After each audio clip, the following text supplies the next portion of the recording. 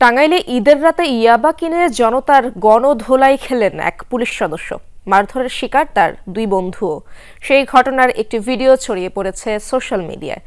মাদক মামলায় নাদের খান সহ 4 জনকে আদালতের মাধ্যমে কারাগারে পাঠানো হয়েছে।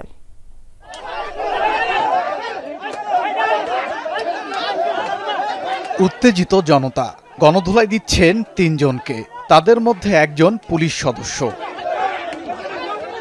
এই ঘটনাটি ঈদের দিন রাতে টাঙ্গাইলের দেলদুয়ারের কুপাখি গ্রামে। তবে গতকাল শনিবার ছড়িয়েছে মারধরের ভিডিও।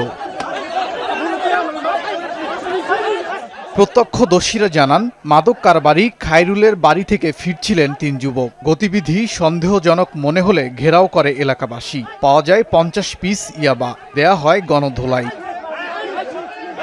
পরে পুলিশ গিয়ে তাদের উদ্ধার করে। অভিযুক্ত কনস্টেবল নাদের খান কালিহাতী সার্কেল এএসপির দেহরক্ষী। বাকি 2 জন শুভ ও ফরহাদ নাদেরের বন্ধু।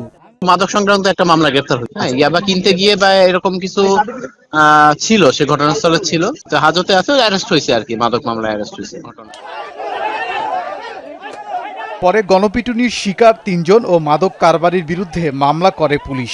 এরই মধ্যে আদালতের মাধ্যমে কারাগারে পাঠানো হয়েছে তাদের।